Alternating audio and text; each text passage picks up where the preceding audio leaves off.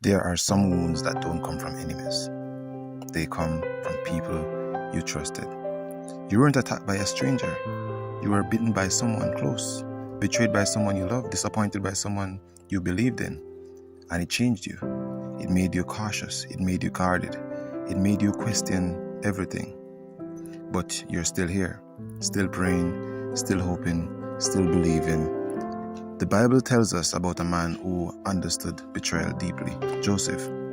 In Genesis 37, Joseph was betrayed by his own brothers. Can you believe that? His own family, his own blood.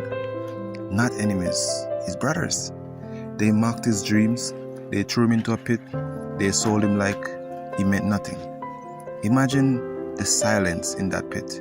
Imagine the questions. God, why would you show me a dream just to let them destroy it? But the pit wasn't the end. The betrayal wasn't the end. The delay wasn't the end. What they meant for harm, God turned for good. And that's what God is going to do in your life. What people meant for harm, what enemies and different adversaries meant for harm for you, God will turn it around for good. So even though right now in your current situation it looks horrible, it looks terrible, there's no peace, there's just so much confusion and misery, and you're fighting constantly, God will turn it around for good, whatever the enemy is meant for evil. Sometimes the bite is part of the journey. Even Paul was bitten. In Acts 28, after surviving a shipwreck, Paul was gathering wood for fire, and a viper fastened onto his hand. He had just survived a storm, and now a snake.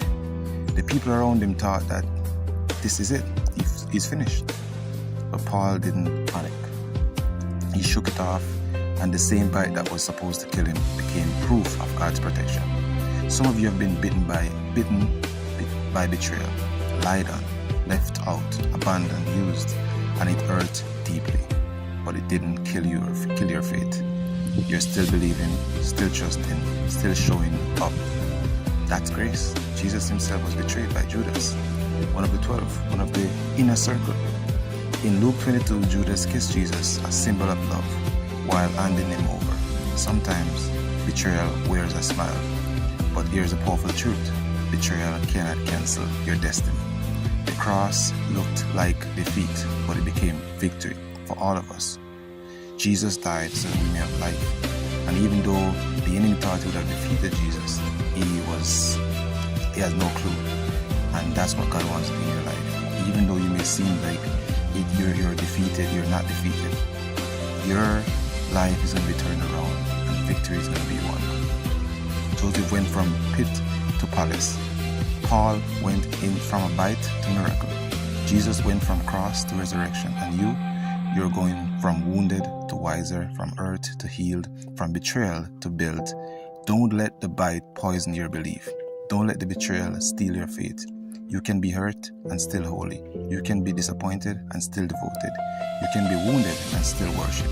What they did hurt you, but it didn't destroy you. God is still working. The same God who kept Joseph in the pit, kept Paul through the bite, and raised Jesus from the grave is keeping you. So shake it off. Shake off the bitterness. Shake off the resentment. Shake off the lie that's over you. You were bitten. You were betrayed. You were betrayed. But you're still believing, and that means God is not finished with you yet. If this message spoke to you, comment still believing. And remember, the bite didn't break you, it built you.